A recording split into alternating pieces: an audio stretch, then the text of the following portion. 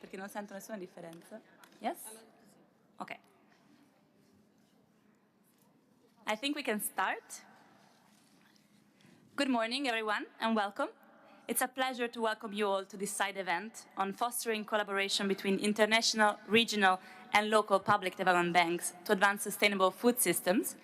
My name is Cecilia D'Alessandro. I'm a policy officer at ECDPM, a think and do tank focused on fostering inclusive and sustainable development in Europe and Africa, and I focus heavily on sustainable food systems.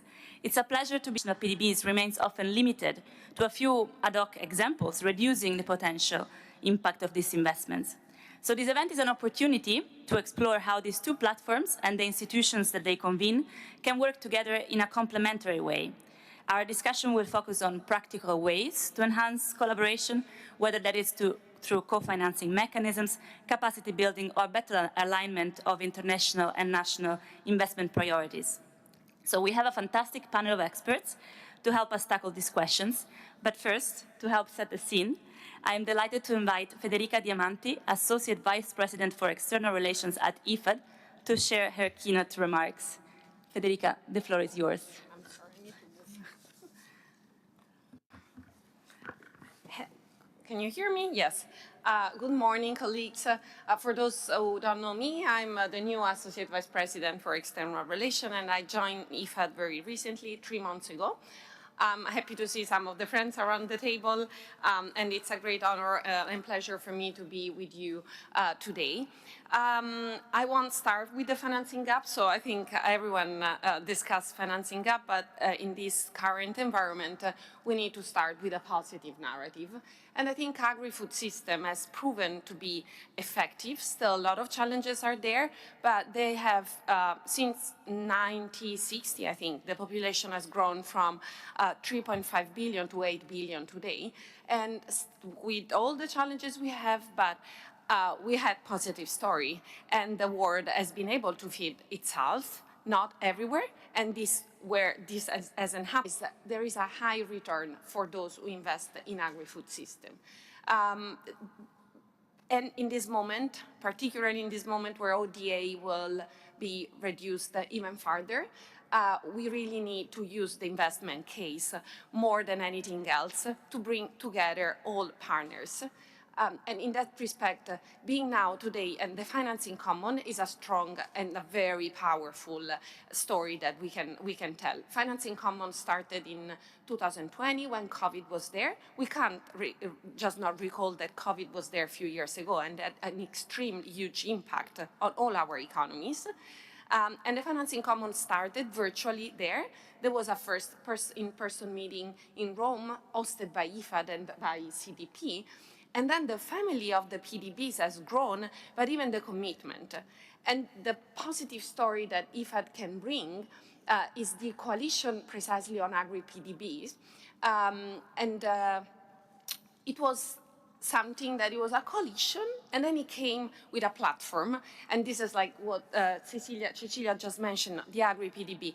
It looked like, yeah, so what are you talking about? We are talking about a platform that is hosted by IFAD, but has 151 PDBs signing up.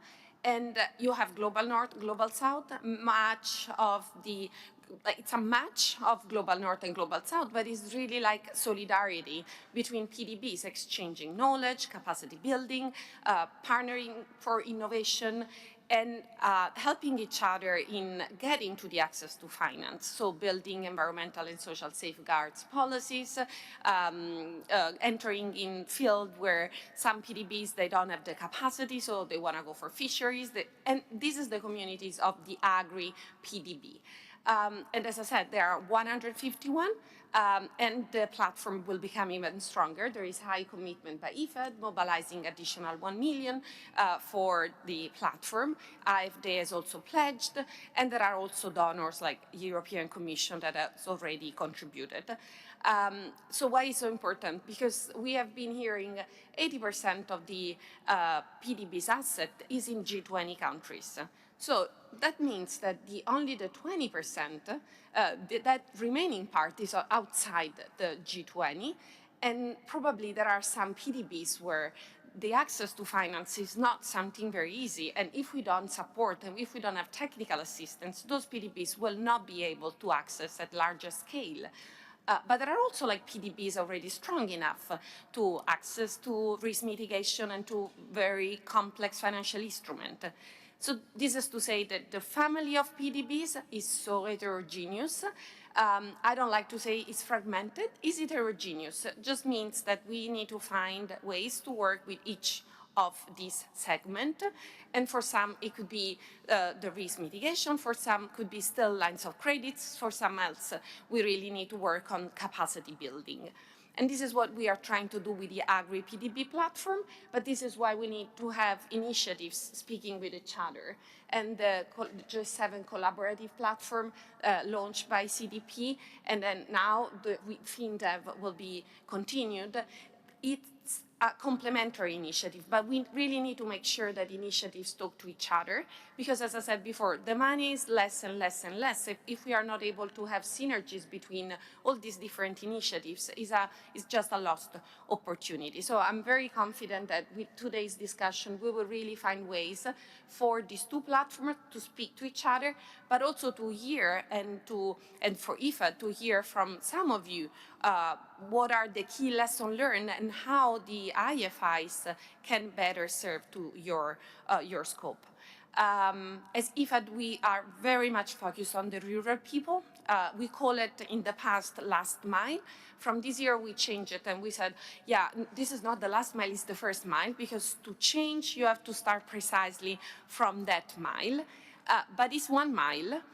This mile needs to have a second mile and needs to have a road ahead. So smallholders and the rural people need to have the possibility to have a path ahead and walk fast. But we can't do it alone, and it's a journey that needs like all the various actors to really sit together and make this happen, connecting the smallholders to value chains, access to market, the access to input, but also the connection with big initiatives, with regional corridors. Let's think about the African Free Trade Continental Agreement. So we really need to start from the first mile and get the first mile to the last, or to the best.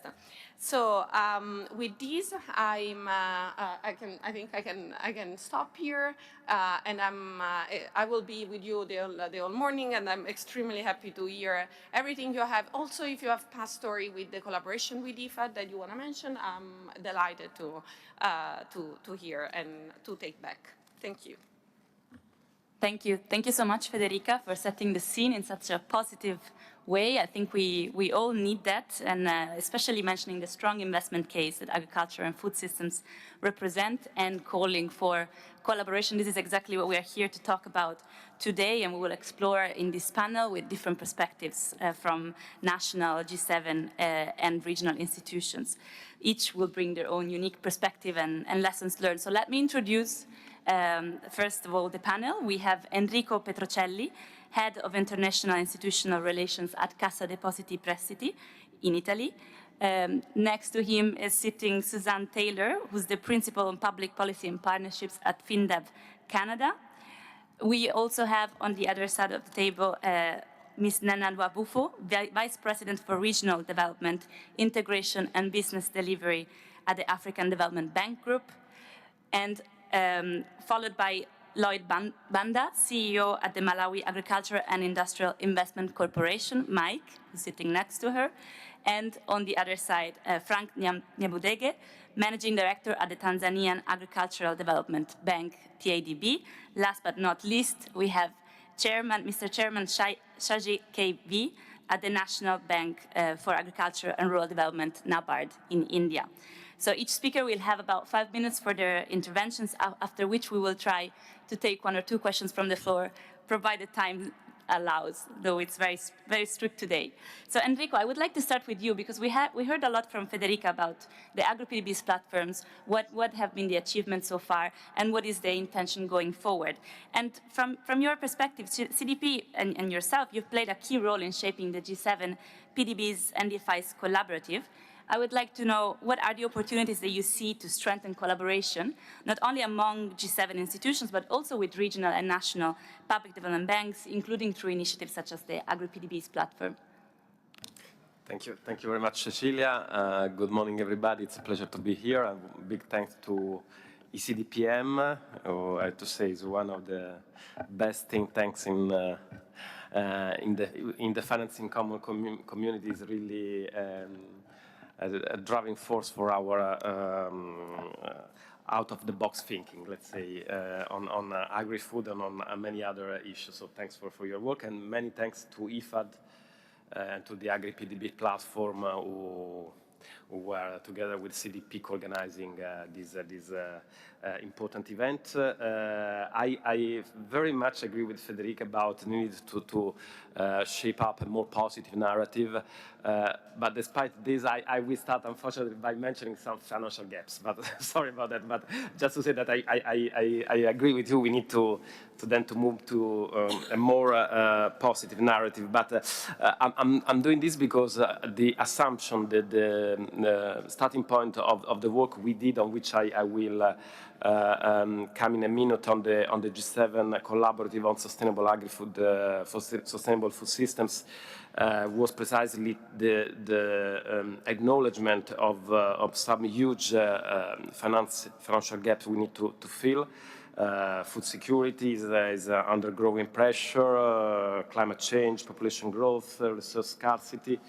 And we do think that there is some urgent action to be taken, and looking at the very much at the nexus between climate and food, we realize that there is a quite surprising figure. Current investment in climate-related intervention for the agri-food sector remain representing just 4.3% of the global climate finance. So just to say that also, as I said, a key driver for sustainable growth in developing countries, in emerging economies, and there is need to put money and investments and the technical capabilities in the climate adaptation and food security objectives that can go really hand in hand. So the collaborative, in a nutshell, what is about is a platform, is about to move into the, let's say, more operational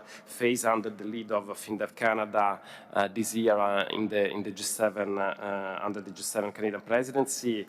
We will continue to support as CDP these efforts, together also with colleagues from British International Investments in the Troika that we set up. But the idea basically would be to have a common platform that should engage G7 PDBs and DFIs, but not only, and very much open to contribution and support and partnerships with the relevant players in the agri-food sector, with an incremental approach, focusing very much on the climate-food nexus in developing countries and emerging markets, incremental approach moving from the knowledge sharing, development of strategies, policy, regulatory frameworks to support sustainable food systems and transition towards sustainable food systems, but obviously moving incrementally and increasingly towards mobilization, joint mobilization of funds, possibly joint initiatives of co-financing, co-investments, crowding in very much private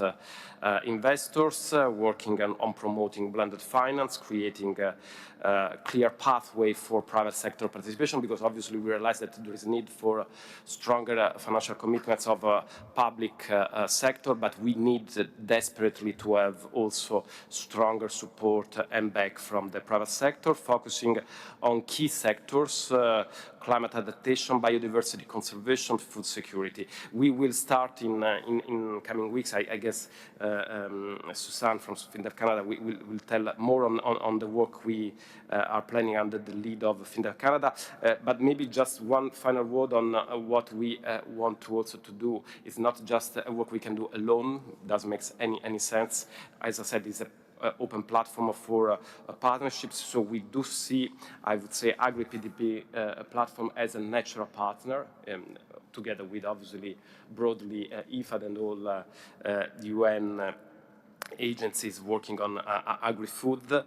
We do see very much complementarity because obviously we aim at mobilizing public and private resources and investments, first of all from G7 countries, but not only, scaling up investments in climate food projects, but we do see as I said, complementarity, for instance, with the Agri-PDP platform when it comes to the ability of the Agri-PDP platform to bring together national, regional development banks, local owners of the knowledge and the needs of local communities when it comes to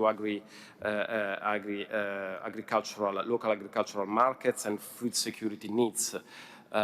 In emerging economies and developing countries. So we do see when it comes to some key actions, technical assistance, project preparation, capacity building, very much complementarity in the work that G7 Collaborative can do, mobilizing investments and Agri-PDP platform in bringing in expertise and ownership of the local actors. So we do think that it will be key priority for us to start this conversation, exchange knowledge, and exchange also a bit of the work plan for the next months in order to possibly move as soon as possible into some concrete operational partnerships between G7 Collaborative and the Agri-PDP platform. Obviously, we are very much open also to other opportunities for cooperation. We look, I would say, with great interest also to the work the G20 is doing with the launch of the Global Alliance Against Hunger and many other initiatives that are ongoing. So really glad to be here today and to have this opportunity to further explore avenues for cooperation. Thank you. Thank you. Thank you so much, Enrico. And you mentioned that Suzanne is working closely with you in terms of how does the operationalization of this work will look like in the near future. Suzanne, you are leading the work under Canada G7 presidency. So can you tell us a bit more about how do you see this initiative evolving, building on the work initiated under the Italian presidency, and what are the key priorities for 2025? Great. Thank you, Cecilia. And thanks to the organizers, IFAD, the Agri-PDM platform, and of course our friends at CDP for inviting FinDev Canada to be here this morning. So spring, let alone summer, seems so far away for Canada right now. So it's so really quite lovely to be here in warm, beautiful, sunny Cape Town on February 27th. So thank you for that. Good morning, everyone. Perhaps I could just provide you with a bit of an introduction to FinDev Canada. We are we're the newest entrants into the development finance space, and maybe just give you a little bit of a quick intro on who we are and what we do, in case you haven't heard of us. So we're Canada's bilateral development finance institution. So we support development through the private sector. We provide financing, investment, technical assistance, and blended finance solutions to the private sector in emerging markets and developing economies. As a DFI, we of course have a dual mandate. We have to achieve financial sustainability, and we need to seek development impact. This means that our transactions are assessed for current and potential impact on gender equality, climate and nature action, and market development. We work in Latin America, the Caribbean, Sub-Saharan Africa, and most recently Indo-Pacific, and we're really pleased to have achieved our most recent milestone as an organization. Last week we opened up our first regional office in Singapore. We also work across 3 priority sectors: sustainable infrastructure, so digital connectivity, e-transport, water and sanitation, renewables. We work with the financial industry in market, and of course we work on agribusiness, forestry, and their value chains, which brings us to the topic of today. So this year, as my colleague Enrico had mentioned, Canada is the host of the G7 presidency, and this means that FinDev Canada is excited to be leading the G7 DFI track. We aim to strengthen the collaboration amongst our peers, demonstrating the value add and leadership vis-a-vis of DFIs, vis-a-vis development finance priorities emerging from Canada's presidency, and of course carrying forward the good work that was established in previous years, including Italy's G7 in 2024. This year, the main focus of the G7 DFI track is, of course, private capital mobilization, with several work streams underpinning that top-line priority: infrastructure and energy, critical mineral security and development, and, of course, sustainable food systems. So together with CDP and BII, FinDev Canada co-chairs the Collaborative on Sustainable Food Systems established last year by CDP in the context of the G7 presidency. So how are we going to take this good work forward in very practical terms? So in this first year of operation, we're going to focus on three main areas. First, we will establish a shared impact approach on food security for DFIs and member PDBs of the track. This means establishing shared tools that DFIs can use in the identification and development of transactions to better document, measure how transactions are contributing to food security.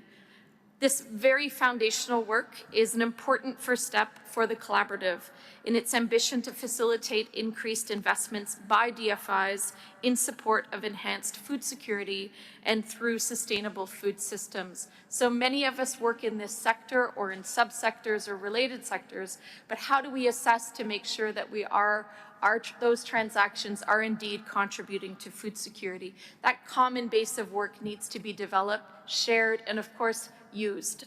Secondly, we're going to advance the knowledge sharing between and among DFIs, increase the visibility of the collaborative, making available to the publicly available the work that we will be taking on and be producing with the intention of changing how we do the work that we do. So we need to better build those relationships at working group levels. This is critical to information exchange. This is critical to continuing to foster collaboration with one another.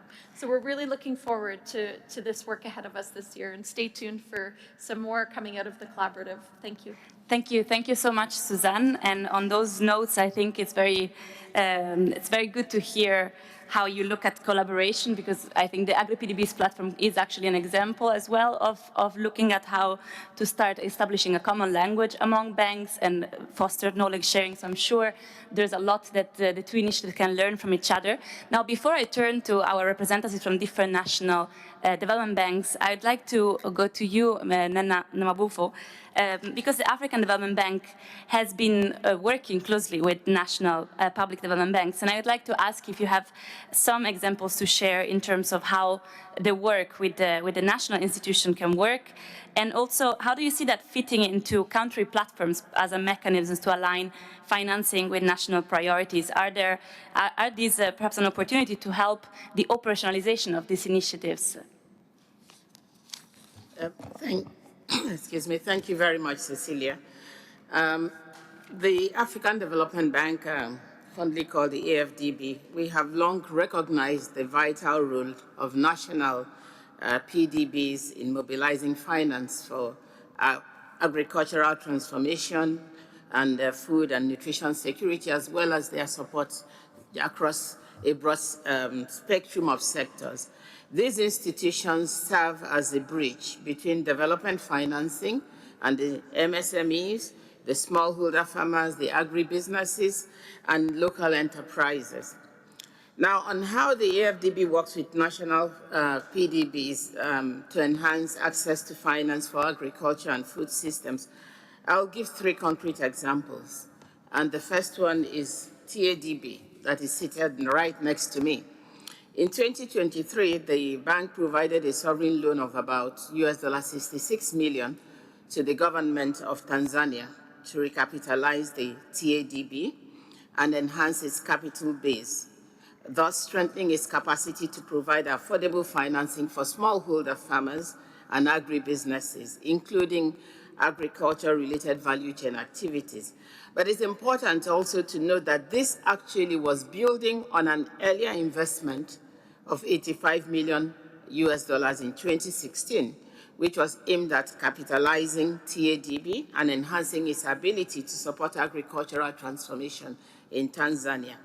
And based on this recent financing of $66 million, as at September last year, toAdv had approved 25 projects across various agri-value chains through direct lending of about $44 million, and additional $7.8 million was provided to 3 partner financial institutions under its wholesale lending products.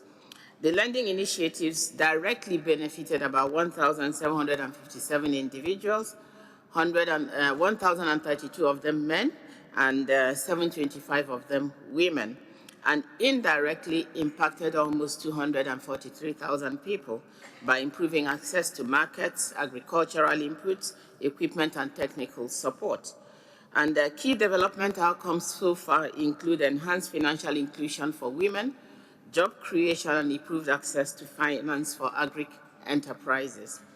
Now, national PDBs are instrumental in ensuring financial inclusion, particularly with a good number of them in the agri sector, and almost 20,000 jobs have been created.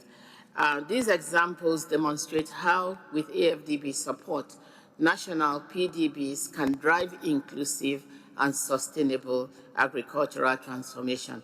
On how national PDBs fit into country platforms to align financing with national priorities, we recognize that country platforms offer a structured mechanism for aligning financing with national priorities, ensuring that investments in agriculture are targeted, well-coordinated, and impactful. Through country platforms, we collaborate with governments, national PDBs, and private sector players to channel resources effectively. These platforms also help de-risk investments by aggregating projects, facilitating blended finance, and ensuring alignment with national development and climate goals. Organizations that we have supported, such as the toAdv, the DBN, and DBG, amongst others, serve as prime examples of how PDBs, where embedded in country platforms, can mobilize public and private resources to scale up food system investments. Thank you. Thank you so much for these great examples, very concrete. And now we are moving on to our speakers from the national public development banks. And I'd like to start with you, Lloyd. As a relatively young national public development bank, I would like to ask you, what are the biggest challenges that Mike faces in financing food systems, and how do you see perhaps cooperation and collaboration with other PDBs internationally, regionally, and other national banks helping to overcome these barriers? Right. Thank you so much, moderator. Yeah, so you're right. Mike is a relatively new DFI or PDB on the market. Now 5 years in operation. Firstly, let me thank you for engaging and including Mike to be part of this. As a new DFI PDB, this is actually much appreciated. We've had at least the opportunity of engaging with other players. Now, Mike as a DFI do have the mandate of investing in various sectors. Key amongst the sectors that we are investing in is agriculture and agro-processing. Now, apart from just touching on the challenges that we're seeing as a new PDB on the market, let me also briefly just touch on what we are seeing as the positives on the market. As the other speakers have mentioned, we are seeing an increase in demand in terms of population. Now, what it means is those financial institutions that are actually funding the agricultural sector, that is a plus to them because they are able to build a pipeline. Each and every citizen wants to eat, so we've got to produce.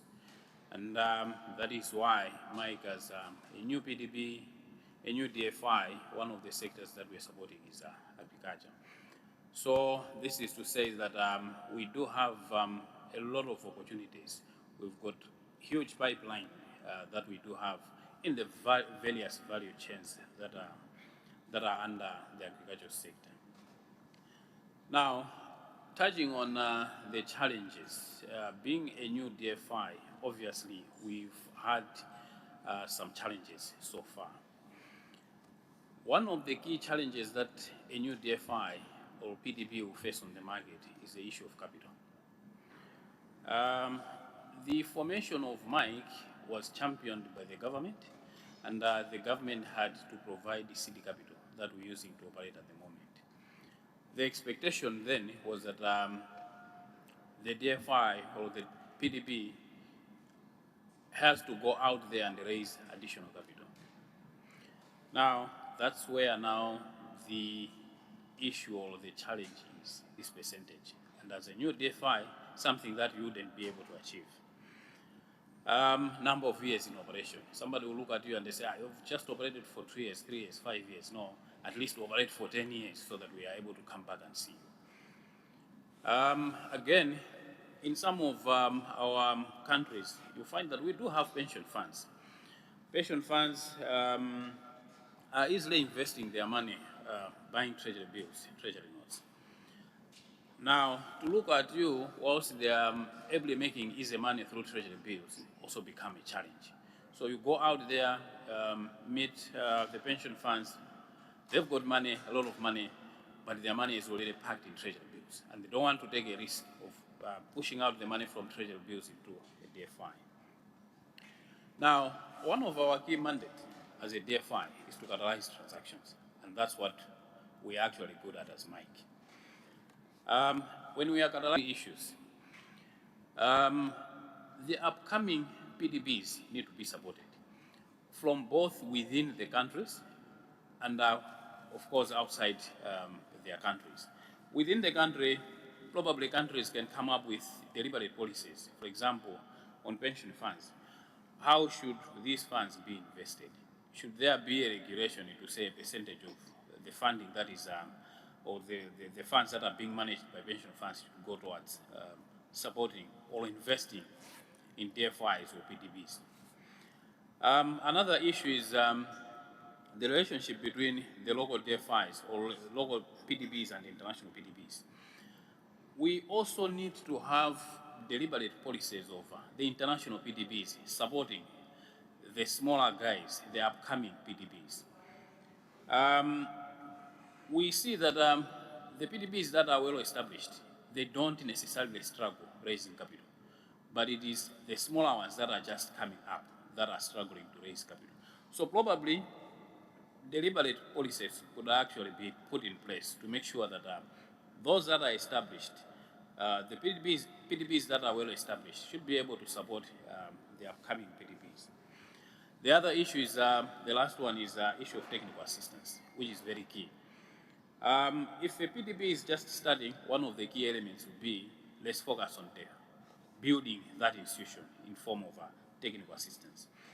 There are some other funding sources, for example, the likes of green type of funding, green climate fund, for example. But for you to be able to access fund through GCF, you've got to be accredited. For you to achieve that accreditation, you need some sort of support technically. So that's another component that is supposed to be given to the upcoming PDBs in form of support. Thank you so much. Thank you so much, Mr. Banda. I think it's really important to hear also the key reality check. What are the key challenges that PDBs face? And also I see our colleagues here taking notes on some of the points that you were making around what is needed in terms of an enabling environment, what are the policies that can be there. And just to mention, there's no time to go into it, that cooperation can also be in the South-South sense as part of the Agri-PDBs platform. For example, our colleagues here from NABARD are set to provide peer support to Mike in the coming future. So that's also another example of partnership where banks can support each other and apply upcoming emerging banks. So now I would like to move to you, Frank, because we heard earlier from Nena around the investments that the African Development Bank was able to make in toAdvance, and how you've been able to build strong co-financing partnerships also with other institutions, with G7 banks as well. What are the key to make this collaboration effectively in your view?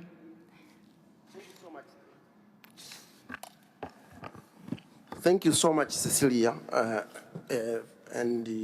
for Nena for the presentation that she did. In fact, she has probably preempted me on what I'm going to speak, because she has given a witness, and probably that makes calls for other funders to see toAdvance as a partner they can partner with. But surely we've really done quite a lot in terms of collaboration with other funders, as she has pointed out. And for me, which I can be able to say, and Lloyd Banda, you've said about your bank being new. For us this year, we are going to be 10 years since we started. But I will concentrate more on the performance of 4 years. And the reason why I'll concentrate this, I'm going to speak it right here. So for me, the reason why I can say, if we want our PDBs to have collaboration with either MDBs or any other funders, first and foremost, in the countries, we have to have what we call political will. And Nena will witness this, or will say about this, because toAdvance have been there for 10 years. But the last 4 years, which has been necessitated by the change of power, when the current president, Dr. Samia Suluhu Hassan, came into power, she started doing a lot of changes. One, she said she wanted to change the transformation of the economy through agriculture. So what she did, first and foremost, she even increased the budgeted support, which when she came into power, the budgeted support on the Ministry of Agriculture was around $100 million. As we speak now, the current financial year, the budget for agricultural sector was $470 million. So that was the first instance that she did. And then she said, okay, if I have increased the funds on the ministries, I have an agricultural development bank which is going to finance or to give capitals. If this bank is not well capitalized, it's going to be a challenge. So I'm going to capitalize toAdvance. One of the things that she did is that she discussed with AFDB. AFDB had given us an initial fund of $85 million. She mentioned, Nena mentioned that. So she said, no, instead of this sitting on the balance sheet as debt, why can't we agree with AFDB to, and then the government takes this, we capitalize toAdvance. So the first year, that was 2021, we were capitalized by $85 million, which was given by AFDB when we started in 2015. So that $85 million now came into our balance sheet as equity. And then that gave confidence to other funders. French development agents came in 2022 and gave us $80 million. So they saw that there is a political will that the government of the United Republic of Tanzania has been doing to toAdvance, as well as the agricultural sector, so that when we support this bank, which is implementing what the government wants, it's easier to be implementable because of the political will that is there. And then in 2023, as Nena said, she said, I need to recapitalize again toAdvance, but let's collaborate with the AFDB. AFDB, they gave us $66 million to capitalize. So you can see that within 4 years that she has been in power, the capital of toAdvance has increased from around $24 million to $173 million. And I'm happy and I really appreciate AFDB, because out of this $173 million, which is current capital, $151 million is coming from AFDB. So you can see that we've gotten a lot of support from AFDB. And recently, we got another fund, which is around $151 million from JICA, which is 22.7 billion Japanese yen. This came to us. We signed this year, in the first tranche, we are going to be drawing this Q1. And the reason why this has been coming, it's because they see that, and probably if my friend Lloyd can take this when he goes back home, to start pushing, because he says he has been going out there to get funds, and then the funders are saying, no, no, no, you have a small balance sheet, you don't have much equity. They need to see how is the government supporting you guys. When they see that the government is supporting you, it's very easy even for them to come in. I'll give an example that IFAD supported us with $25 million in 2018. When they supported us with $25 million in 2018 to start a fund, which is, we call it small order credit guarantee scheme, to ensure that we de-risk and we give guarantee to financial institutions in Tanzania to ensure that they go and lend to especially smallholders, most of whom are women and youth. So within the 4 years, we've gotten another $25 million, which came from French development agents as 20 million euro. And we've seen really this aspect increasing. So within the 4 years, even the guarantees scheme from SGS has increased from $58 million to $147 million. And this has benefited more than 569 smallholder farmers across the country.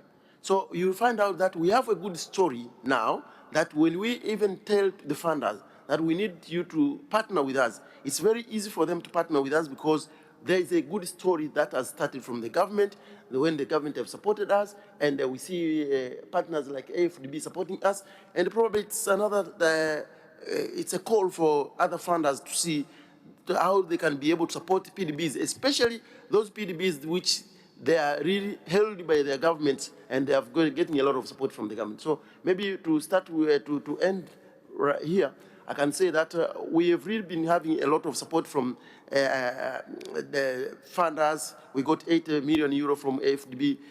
We got, as I said, $151 million from AFDB, which has come in as capital to our bank. And we got $25 million from IFAD. And recently we got $51 million from JICA. And still, because our economy, especially in Africa, we depend on agriculture, this money is not enough. We really depend on a lot. We're still looking for funds, because when you look into what you require up to 2030, we require almost $1.2 billion so that we can be able to do whatever we have as a mandate. So thank you so much. I've run out of time, but thank you. Thank you so much, Frank. And indeed, we are running out of time, but I want to have the chance. We heard, I think, very interesting insights in terms of how you can build incrementally and how different partnerships can complement each other. But I want to give a chance to our last speaker, Mr. Chairman Shajai KV from NABARD, to speak about how NABARD has pioneered this work in India, and particularly, what financial tools and strategies you've been able to put in place to the risk investments in food systems, and particularly, I understand, with a focus on agroecology. The floor is yours. Thank you for the opportunity. In fact, NABARD is a 43-year-old institution. It's one of the first public development bank set up in India. Thanks to the collaborations with IFAD and other multilateral agencies, in the initial stages itself, NABARD could make a mark. Right now, if you look back, one of the most important poverty alleviation program in India was started with support from IFAD-like institutions, the self-help group bank linkage program, which we aggregated poor to actually make them access to the formal financial system. So now the current stage of that program is that around 14 million groups are formed in India, and almost 140 million poor people are associated with that. So in fact, this is the largest poverty alleviation program in anywhere in the world. So in fact, in India, the size is what matters, because India is a highly populous state. So now, along with IFAD and other public development organizations, once we see that, I was hearing from Malawi, the new public development bank. So we can learn from our experience of associating with public development banks, including KFW, GIZ, then IFAD. all these entities have helped NABARD structure its initiatives in the rural in India.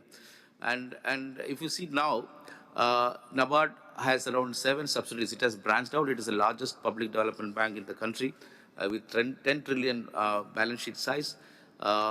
We have 7 subsidiaries ranging from direct financing subsidiary. We reach out to the groups, poor groups directly as well in financing. Not only that, we refinance commercial banks and rural banks and cooperative banks. Then we have a consultancy arm which provides consultancy to the national and local entities and also international entities. Recently, we are doing consultancy programs in Latin American country in setting up agri-MSMEs in Caribbean islands. And also we intend to associate with African countries. In Kenya, we have plans to have a dairy processing consultancy, which we do. Whatever we have gained experience over the last 43 years, we are ready to share with any of the countries which are willing to avail of our services. Of course, it is actually on a pro bono basis we'll be doing that. We can provide consultancy services because we feel that we have to have a shared learning and shared growth. We believe in India as in the world as a family. The Vasudhaiva Kudumbakam is what the G20, when Indian presidency was there, it's one family, one world. That was our motto. So now we have a credit guarantee subsidiary as well, NAV Ventures, which is now around 70 million Indian rupees have been invested in around 25 portfolio companies. We now want to push innovation-led growth because to some extent growth can be supported by incremental growth, but then if you want to have a disruptive growth, it should be innovation-led growth. So agri-innovations need a lot of funding, early stage venture capital and such other funding. So we have set up that, and we have a credit guarantee subsidiary as well, where we provide guarantees for the public banks, for the commercial banks also in lending to agri-food systems. The farmer producer organization, where we have aggregated farmers, the smallholder farmers into groups and made them set up micro enterprises, and then provide a guarantee to the commercial banks to lend to these entities, because these entities will be essentially new with no credit history, so they need some credit enhancement. That is where the credit guarantee program we have set up as a subsidiary agency. Now, we have got training colleges also, where we train people not only from India, or from abroad also. In fact, we were associated with Malawi in 2019, pre-COVID, where we were intending to set up a training institute there with the help of IFAD-like organizations. But then we can, after COVID, because of the COVID, nothing much could be done. But we can look at that, our experiences, or we can train in our establishments. We are willing to associate with the other national public development banks, coordinated by the multilateral development banks, to share our experiences with the countries. So now, what we can now offer, apart from what I said, is that a rural finance alliance we can facilitate. I think we should work together, coordinated by multilateral development banks, and also a joint expert group on areas such as climate finance, smallholder agriculture, digital financial inclusion, and with continuous dialogue, we can actually share our experiences, because we have come a long way, 4 decades of our experience, and we are reasonably now financially included. So our experiences we can share with other countries, and there can be cross learning events where global and domestic PDBs, private investors, and others share insights on emerging financial models. And we can also help co-develop knowledge repositories by creating online platform documenting case studies and such other things. In fact, we are now working on a digital data warehouse for the country, not for the development bank, but for the country, where advisories and such other things can be sourced. And we can also host annual summits in collaboration, and then we can see the actual development in the field. Because in India, varied experiences are there. Any country can learn from any of these experiences, and we'll be happy to associate with that. And last but not the least is the tools and metrics for actually impact monitoring. That is what which we lack. And one more thing which I can tell you, that going by from experience, experience. Now that we have grown big, now on the liability side, restructuring, we need a lot of constitutionalities or a lot of structuring need to be there. Some technologies or liability structuring, we need to be there. On the climate resilient activities, we need to have more experiences from other countries, how we can learn from those experiences, and in the blended financing. So we have set up a lot of blended financing facilities, including social stock exchange, where we help non-governmental organizations to set up their projects, and we underwrite that projects through our financial assistance. Then one most important thing is the value chain financing. We now directly deal with smallholder farmers, but as an ecosystem approach, I think we need to understand the value chain financing experiments elsewhere in the world, so we'll be happy to know about that. These are the things which we have to tell. Thank you. Thank you so much, Mr. Chairman. And I'm afraid we are running out of time and I won't be able to open the floor as I had hoped. But I'm hoping that everyone in the room can connect with some of the speakers and follow up on what they've heard today. I would like to thank everyone for sharing these great insights. I'm happy that we heard quite some key examples of collaboration that is already existing. So I think we need to look at building on what's already there. We're not starting from scratch.